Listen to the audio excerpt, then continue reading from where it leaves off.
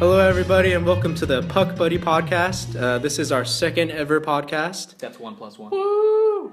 Yeah, boy. So we're here, to bring you the expert advice in fantasy hockey.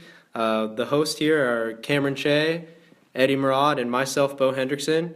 And, we just want to kind of give you a little more background knowledge about ourselves and our experiences with hockey so you can, give us a little bit of credibility. So what do you have to say, Cam? Yeah, so I've played hockey since I was 9 years old, starting in Tri-Valley, moving to San Jose, playing anywhere from B hockey all the way up to AAA. I coached 2 youth teams, and I also was a referee for about 10 years in youth hockey. So I've kind of been all over the place with California amateur youth hockey. Eddie, that's pretty what about impressive. yourself? Yeah. I mean, why did I start?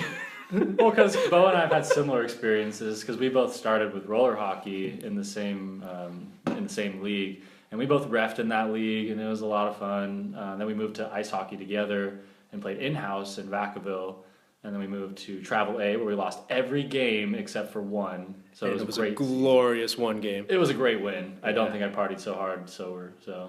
And then we played. We went our separate ways. I played Double A with you, and that was a lot. That was probably one of my favorite years. Went to Nationals. Yeah, that was incredible. Great experience. In Rochester too. Oh yeah. I've never played hockey out of California. I know it was fantastic. But Bo, you've been to Vegas and stuff and all over. Yeah, I mean, me and you definitely had our fun playing hockey growing up, from the blacktop days to the dirty Vacaville ice rink. And for me, after our Vacaville days, I moved on to. I went to school at UCI and played for the roller and ice team. I actually had a cool experience. I got to play at the Honda Center for one of my games, which is awful because it's a Honda Center. But at the same time, it's pretty cool playing in an NHL rink. But we all played hockey for many, many years. We still play this day. We're actually first time playing together as a team. Exactly. Yeah. In the beer league. Infernos. We're undefeated right now. Really quick, Cameron again. I forgot. I also played in college for Loyola Marymount University down in LA. I went to regionals 3 years out of those 4 that I played there. So I've had some experience all across California, Canada, and you got some dirt on your shoulder there. Oh, sorry, it's from carrying the team. Yeah. No wonder you have back problems nowadays. My back surgery, in case you all were wondering, was successful. So you can look to pick him up off the waiver wires very soon. We'll be back in a couple of But we years. will get there. In the paraplegic leagues. Yeah. All right, well, let's move on to injuries.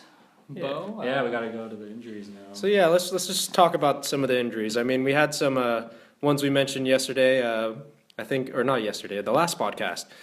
We should talk about Sidney Crosby and where he stands. I know you have him, Cam, so you want to get into a little bit about him. This has been a little bit of a disappointment for me because I wasn't sure how long he'd be out, and I did anticipate he'd be back around this time.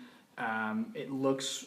According to Roto World and other sources, that he's going to be out for a little bit longer, probably another week. It's a recurring problem. I obviously Sidney Crosby don't drop him or anything, but Never. This is a great opportunity to use your IR spot and pick someone else up on waivers, which we'll talk about a little bit later. But moving on to our second player on our injury list of note is Ryan Miller. He's not out for anything as serious as Crosby or Quick, which we'll get to later, but he does have a muscle tightness in the groin and hip area. It's considered to be minor, possibly 1 to 2 games, but this does mean that Matt Hewitt will start in Miller's place, which does affect our team rankings for the week. Like I said, Johnathan Quick, number 3 on our injury list. Oh man, that was huge. It was disappointing because Yeesh. Johnathan Quick is such a rock, a pillar of the Los Angeles Kings team. He's placed on injured reserve on October 13th with a groin injury that is going to last for at least 3 to 4 months. Not weeks, months. And they haven't won since they lost him, huh? Well, they haven't won. So they haven't won. Let's hope that He continues. was injured in the first period of the Sharks-Kings game. Yeah, right. So. Unless you are a Kings fan, this is probably good news for you. If you are a Kings fan, I sincerely apologize. I don't. Sincerely was in quotations. You can't see me. Jeff Zatcoff will be taking Johnathan Quick's place. He is on waivers, but he has not been doing too hot. I would suggest against it.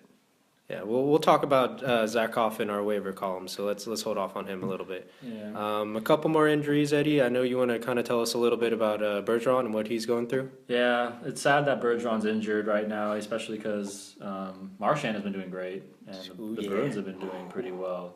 But he's sidelined with a lower body injury, and it happened on October 12th.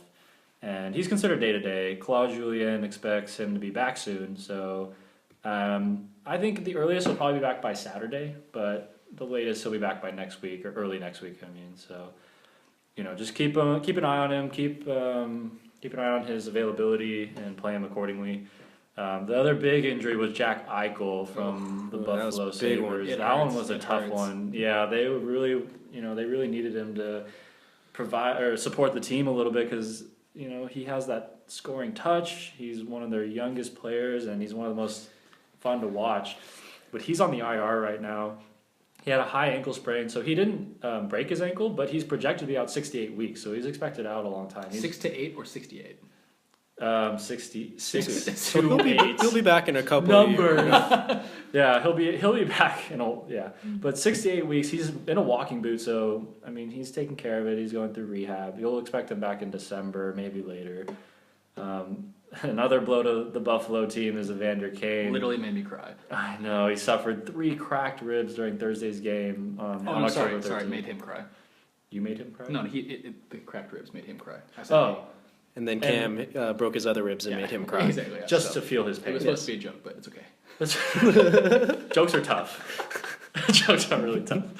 There's really no timetable for his return, but he's expected to be out multiple weeks. I mean, if you have cracked ribs, you're definitely not going to be playing very soon.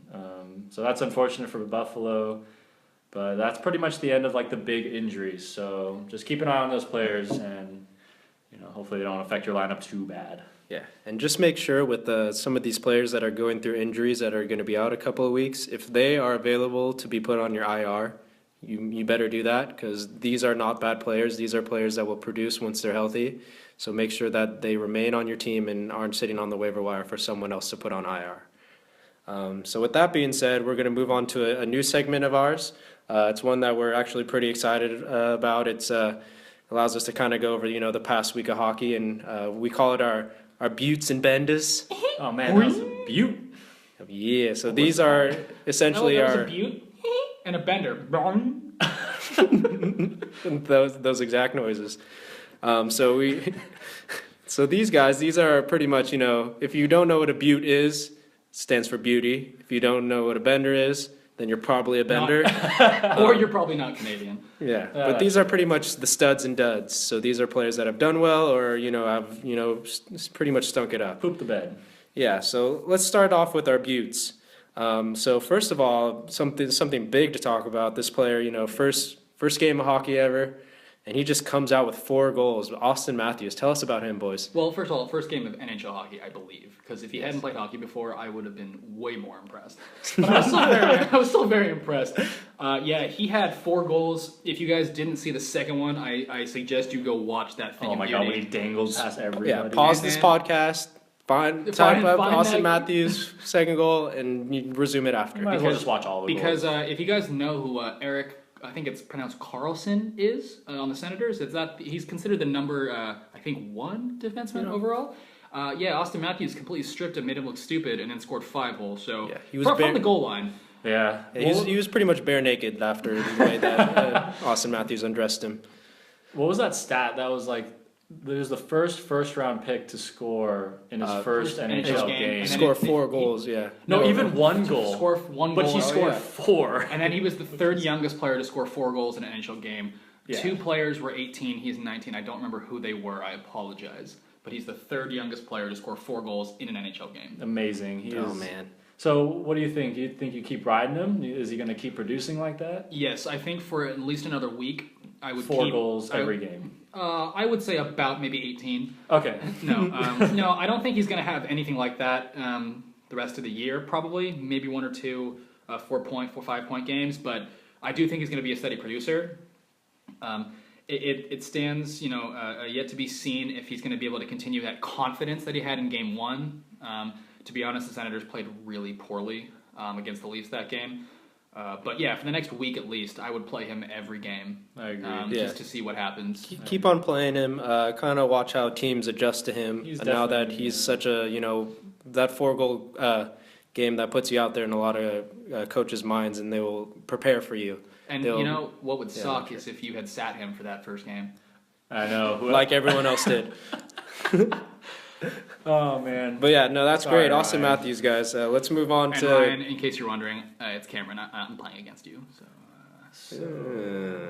Anyways, next guy, guys.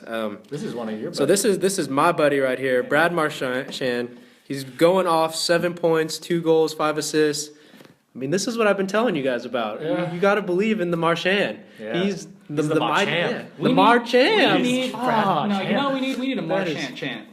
The Marchand champ. Marchand champ. Marchand.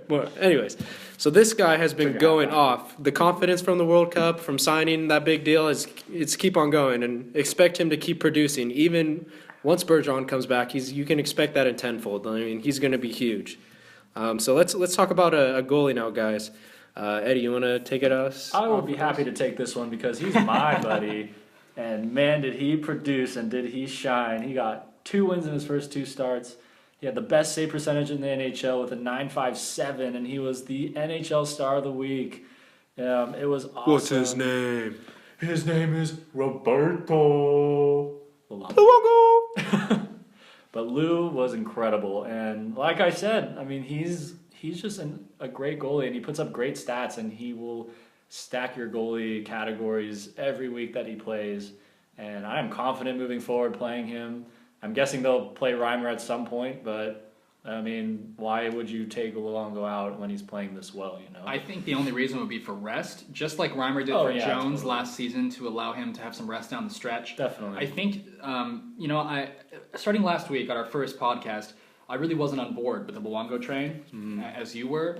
But after it now? Yeah, his play this week, I need to catch up because I think the Panthers have one of the best goalie combinations in the league right now.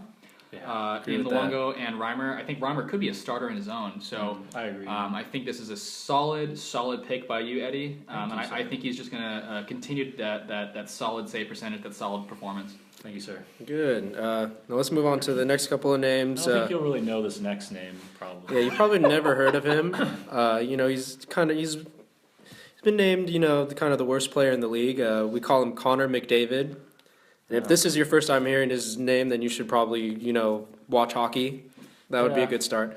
But yeah, Connor McDavid, the Messiah, he came from the dead to take Sidney Crosby's spot and become the best player in the league. Yeah. And he's going to remain the best player in the league. So would you ever sit him? No.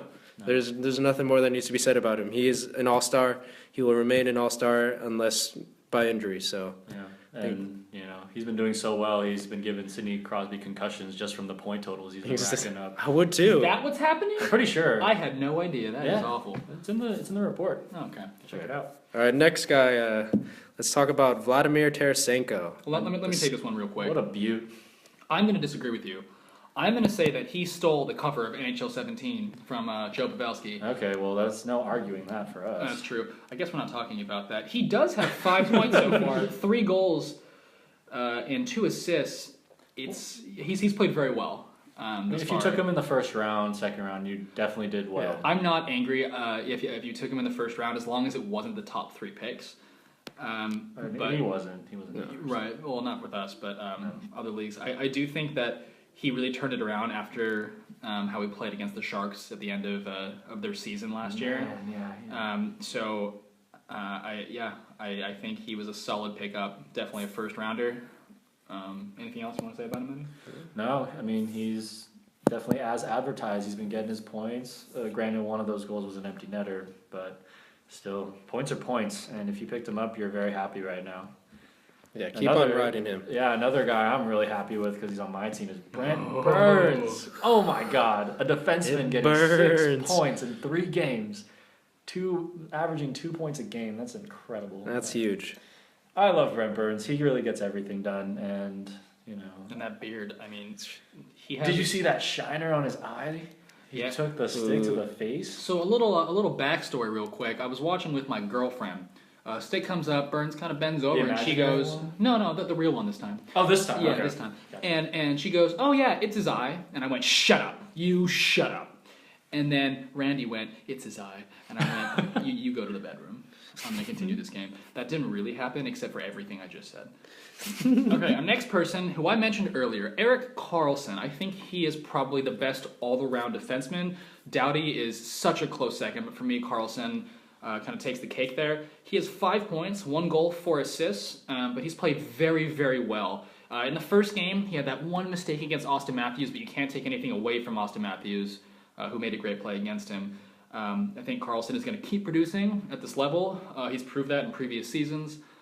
He's going to give Burns a run for his money for most points of the league as he beat him out last year. So keep an eye on those two, but I think both will be producing at a very high pace throughout the season. Agreed. So with the Beauts out of the way, let's talk about a couple of benders. I'm going to give you guys some names, and I mainly want to hear: is this something we need to worry about?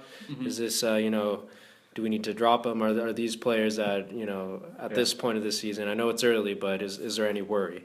So I'm gonna start off right away with something I already know the answer to. We're gonna talk about Alex Ovechkin. Drop.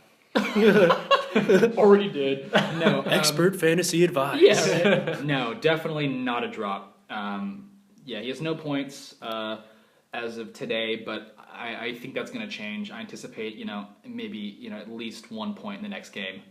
Yeah. You know what's really sad is like that whole top line is pointless right now. I think that's going to change. Him, I really Kuznetsov, do. and who's the other guy?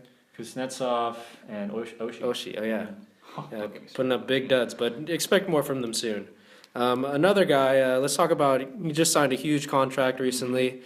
Johnny Gaudreau, only 1 assist. And, to draft him as, I think he was top, he's for sure top 10. First round. First round. For sure. Right now he's Johnny Gaudreau. No. He's not producing. Johnny all. Badrow. I really think that he will turn it around. The last game I watched, he hit 2 posts. So Oh, really? I think he just has to find his groove again in the beginning of the season. Someone that's not in our Benders list, but probably could be is Monahan too, because they're on the same line and they both have been kind of struggling. But it's kind of a Gaudreau kind of effect. Once Gaudreau starts producing, Monahan starts producing. Exactly. So if you have either one, do not be worried. I think Gaudreau will begin to find his groove in the next couple games, and I think Monahan will follow suit. So no, do not drop whatsoever. All right. Now, this is someone that we already mentioned earlier, but Johnathan Quick. This is a tough one. This is He's very taken in tough. the second round, so people went high on him. Yeah, Yeah. he's pretty important, especially for the goalie position. If you're going to waste, your first goalie pick on Johnathan Quick, that's huge. You're already at a big disadvantage. Yeah, right? so let's say he's out for 3.5 to 4 months, right, at the minimum. So if you have 3 goalies, 2 of them solid, let's say, I can't even think. I mean, if you have someone like Neuvirth, I don't know why I'm mentioning him. He may or may not be my buddy. And someone like Grice, who is an equal trade for Austin Matthews, if you get that for some reason.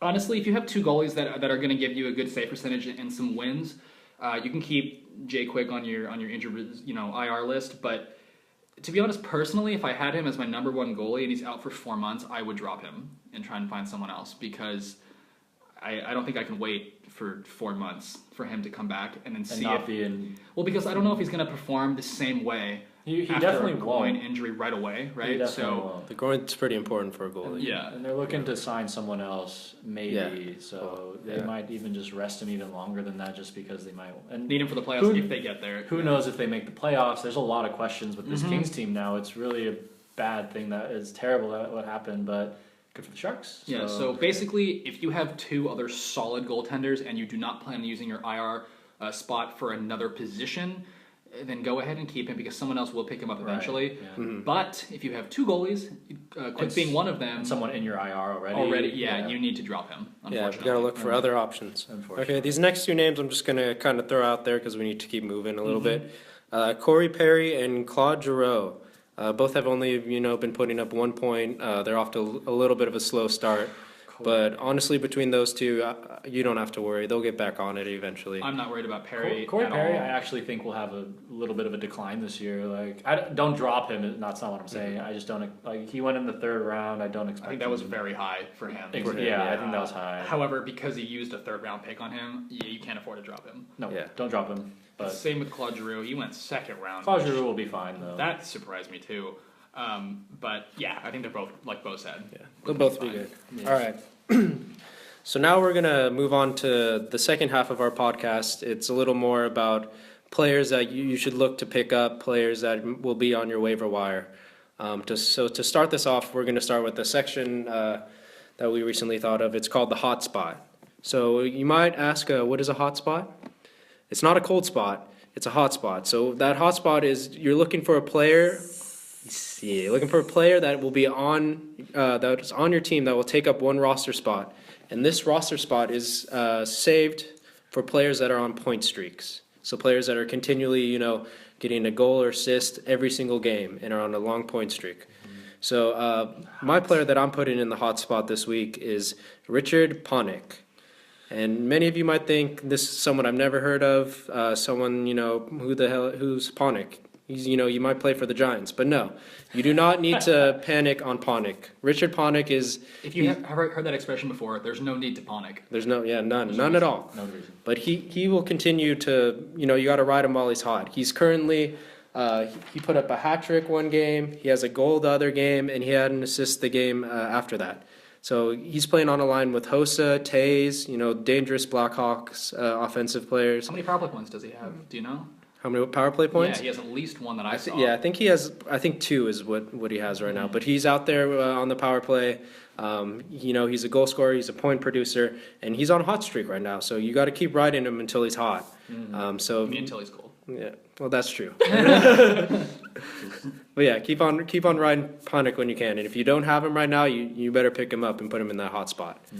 Agreed. So now that we've gone through the hot spot, let's actually talk about waivers. So in this waiver sections, we're going to be mentioning a couple of names that you should look for on your waiver wire, players that we think will be consistent the rest of the season. So let's look into a couple of forwards that we think will be producing the rest of the season. What do you think, Eddie? Well, I definitely am high on Chris Kreider, and he has been playing amazingly, and I watched him play during the Sharks game yesterday, and he was just all over the place. He was getting hits, he was getting passes, he was getting shots, he was just all over the place. And how I view him is he's the Bruce Wayne Simmons of the Rangers. He is the Ghost Kreider, and he is riding that top line with Nash and Zibanejad. But that is a really fast line. I mean, Nash has got the double chin. He's not very fast, but he's got a lot of support around him, and he's got great hands. So that line is really dangerous, actually. The Ghost Kreider currently has 6 points right now. 3 goals, 3 assists. He's got penalty minutes. He's got shots on net. He's got 18 of those. He's got 11 hits. And he is just on his way to a great season this year. I would definitely pick him up. He's 75% owned, but he's currently unowned in our league right now, league of record. I project him getting around 50 points this season, maybe more. That'll break his current record. So, yeah, that's pretty much my pick right now. So, go get him. No, that Rangers line with him and Nash, and who's one more guy? Zibanejad, but they were looking outstanding against the Sharks, and they're continuing to play hot. So let's move on to the next waiver. What do you got for us, Cam? I have one of my personal favorites for a while now, Leon Drisaitl. If any of you watched the World Cup, he was pretty big. He played very well. He only had 2 goals, but one of them was a very clutch OT goal for Team Europe. So he had a very good tournament, came back and has had a strong start to the season. 5 points. 5 points. Oof. That is the same amount as Tarasenko. Oof. 2 goals, 3 assists.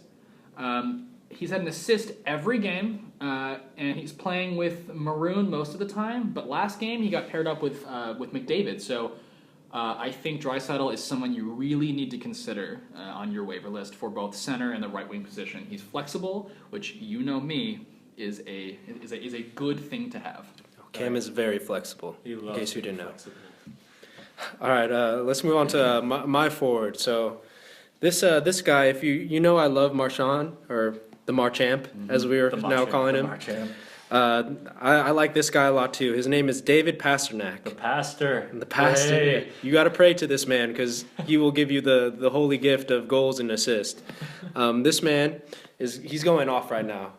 He's on he's only played 2 games and he's gotten points in both the games. But how many points has he gotten? He's gotten 4 goals and 2 assists.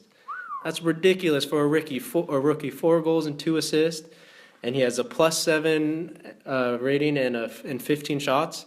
Like he's going off right now, and you should expect that line of him, Marchand, and right now Bacchus, but soon to be Bergeron, to keep it up the rest of the season. Be a filthy line. Yeah, for me, this is my top waiver ad this week. If you can get your hands on this man, I would definitely do it because he's playing hot right now, and he should continue to play hot the rest of the season.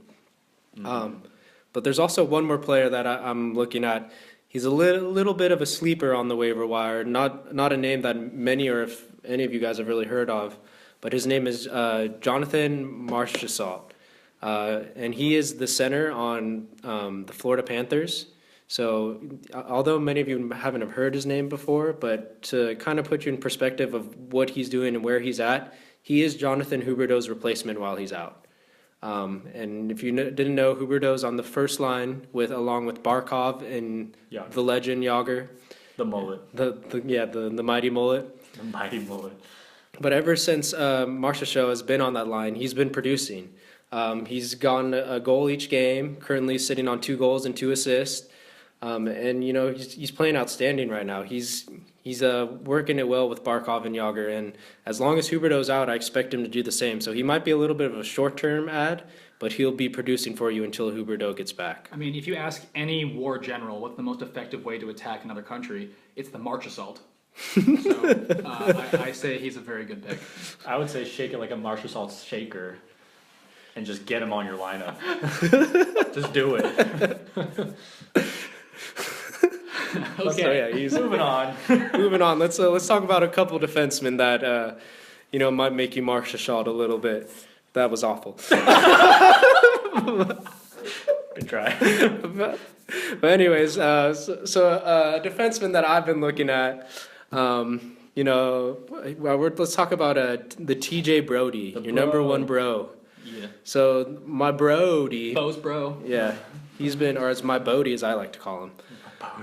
He recently just got paired with Mark Giordano, and he is the top. He's on my team. How dare you? Oh, then he's pretty bad. He must, gotta be awful. He's god awful. But anyways, TJ Brodie has been, he hasn't been too amazing right now, but you don't expect that much from a defenseman. But the fact that he is now paired with Giordano is huge. Giordano has been a top 5, top 10 defenseman over the past couple of years, and he'll get the points. So by benefactor, TJ Brodie's in line to get a boost in his stats these next couple of games. So look for him on your waiver wire if you need a defenseman ad. Yeah, I agree with that. So moving on to the next one is kind of similar. Erik Johnson. He is on a 2-game point streak actually right now. 3 assists and 2 power play points. He is on the top D line and the second power play unit with McKinnon and Landeskog. So I really think with the way the Avs have been playing, the way they've been able to come back from 2-goal deficits in the first period, they've been strong on the power play, pretty good on the penalty kill. I think that he is someone that you need to consider for your your waiver wire. He's only owned in 30% of leagues, which is a little bit surprising to me with how good he is. But I predict 35 plus points and over 100 hits this season. So he's definitely someone you want to consider. Yeah, no, he was definitely someone I was looking at too. Especially they're going to need someone supporting the back end along with Tyson Barrie. Crunch. But Tyson Barrie, crunch! But my last pick for a defenseman on the waiver is actually someone who the Flyers are kind of inserting into their lineup with the injury to Michael Del Zotto. And he is not owned very highly. He's only 21% owned. But if you're in a really big pinch, he's a very talented rookie, and his name is Ivan Provorov, I believe that's pronounced. Proverov. Yeah. Proverov, yeah. So Ivan Proverov, and he was selected 7th overall in the draft this year. He's now getting his chance to step up right now with the injury, and he'll be manning the second line and the second power play unit. Big opportunity. Big opportunity for a talented rookie. So it's going to be interesting because Delzado's out to 4 to 5 weeks with a lower body injury, and there actually might be a chance that Provorov could play with Gostisbehere on the top power play. So they have been getting a lot of good chemistry, and the coach has been saying that might be an option. So even if he's not on that line, I do think he will get his chances. He's actually been, looked at very highly. So keep an eye on him for sure, and that's who I would keep on your waiver check. All right, let's move on to the waiver wire goalies. Who wants to start this one off? I'll start off again because I was actually looking at Al Montoya. You know how I love Luongo, and last year Al Montoya was his backup, and he had a great season with him. They were one of the best tandems in the NHL. But right now he's playing for the Habs. So another quick insert right there. If you're in a pinch again, he's only 24% owned, and he's a spot starter on your fantasy roster for Carey Price because Carey Price is sick right now. So Price is expected to be back next week. So Montoya is a great start for him if you really need the wins to get the marker for the win column this week. He has good numbers he's 1-0-1 and he has a .942 save percentage, which is really great. Wow, I didn't know that. Yeah, impressive. And even if you do grab him and Price comes back, he's not a bad handcuff, and they're going to have to give Price breaks. And Montoya is a perfect handcuff / backup. So and you never know the way Price got injured last year, and it seems to it could be a reoccurring thing. So keep Montoya on your radar. So I'm going to move into another name that we've already kind of mentioned earlier in the podcast, and that's Jeff Zatcoff. He is the replacement for Johnathan Quick, and honestly, he's not been performing that well, but any starting goaltender you can get nowadays is a good goaltender. So, I mean, I would continue to kind of monitor how he's playing. He has a couple of tough matchups coming up. But if he continues not to produce, then it might come to the point where the Kings have to look at other options, I know they've already been interested in contacting and possibly signing Andrei Pavlik, the old Jets goalie. So for now, Zatcoff he's a good sign. I honestly already have him on my roster, and I've been using him because I know the Kings are a very good defensive team and pride themselves on their defense. But if the Kings continue to slump and not get up any wins or anything, then I would look to elsewhere. But he's a possible option for those of you who lost Johnathan Quick. Yeah, he is available. Yeah, especially if Johnathan Quick was one of your only 2 goalies, you're definitely going to need an additional one. So keep him in mind. Maybe wait for another week, see how he's doing, because Quick is out for, like we said, 4 months, so you have a little bit of time with him. Moving on to our next goalie, my buddy again. Week later, he is still going strong. He's your guy. Michal Neuvirth. I am so impressed with him. He's only 50% owned, and I can understand why. He is not that well known, but if you watched the playoffs last season, he came in relief for Stephen Mason and won 2 games for the Flyers, won them against his old team, the Capitals, that trained him. He started the season strong with a .92 save percentage, and he won that game that he started. If you watched Mason at all, he did not do the same thing. I believe Mason's save percentage was right around 900, maybe below that. He did not do very well.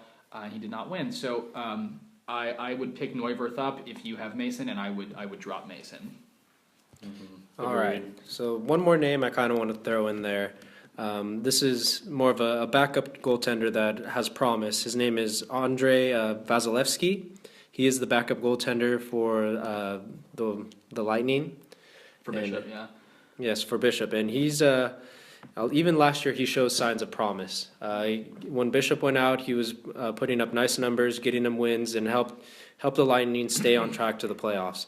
Made big saves when he had to. Yeah, he was a good goaltender, a promising backup, and Yeah, I mean, you never know with Bishop. Last year he got injured, so you can't tell if this year will, could be the same. But either way, you know that Vasilevskiy will get you the wins when he's in. Mm-hmm. So look for him if you're in a pinch, maybe if you need a Sunday or Saturday or Sunday start near the end of the week, because he will be a good pickup. So that pretty much wraps up our waivers for right now. We do have one more section we want to go over with you guys. This section isn't really one where these are players you want to pick up. They're players that have, they've performed during the week. They've looked good. They showed some promise, but you know that they won't be consistent. And you might be looking to add them. You may, want to take some evasive action, but It's a trap. But it could be Could be a trap. There could be enemy ships in Sector 3-7. they could be around.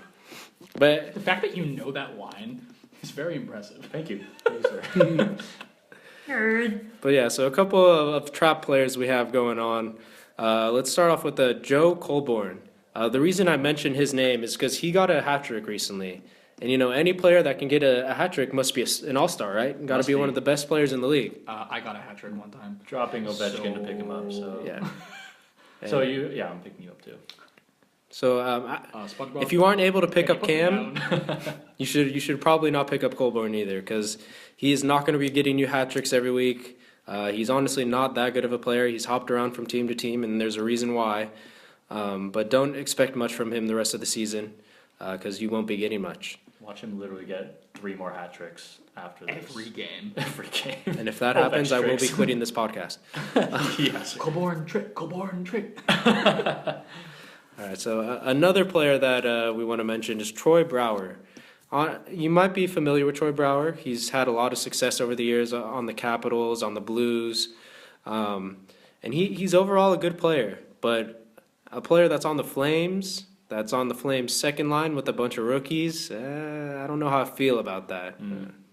I mean, I don't know if you guys have anything to say, but that doesn't sound too promising for any future, fantasy games. Yeah, with the way that the Flames have been performing, and just the way that line has looked from when I've watched their games, yeah, I would be very, very Skeptical. very skeptical and very weary of making that decision to pick him up on waivers in place of someone else that we mentioned above. So I agree. I wouldn't touch Brouwer right now. Yeah, I mean, Troy Brouwer, if you're looking to get points out of him, he's definitely a low Brouwer. You're not going to get that. But the one part that is good about him is he'll get you hits. So Yeah. if hits is the only thing you need to stack your game, then you can pick him up. Like Bo said and Cam said, I would not recommend I still it. think there are better people for hits too. So There are. It'll get you more hits a game and Yeah. penalty minutes as well. Right. So our last trap player is Robin Lehner, the goalie of the Buffalo Sabres. Oh, so Yeah. sad. He's 65% owned, and he's going to be the featured goalie in Buffalo, but he's going to be the featured goalie in Buffalo. So Yeah, and I think because of all the injuries that we mentioned earlier, Eichel and yeah. Kane, you cannot expect Leonard to save all of the extra shots that are going to be headed his way. So yeah. I would be cautious again with the Leonard. So Yeah. he is the Leonard of two evils, but I don't know if if that one worked at all. We'll give you half credit. Better than mine. Anyway, so that pretty much wraps up that section and our entire podcast. So we want to just say thank you all for listening. This is the second episode of the Puck Buddies podcast. Hopefully it went smoothly. And, thank you all. And anything else you want to say before we head out, guys? This beer's really good. So if you're not drinking a beer right now and it's not good, then obviously you need to listen to You something. need to drop it and pick someone else up on waivers. Yeah. All right. Puck Buddies out. Peace.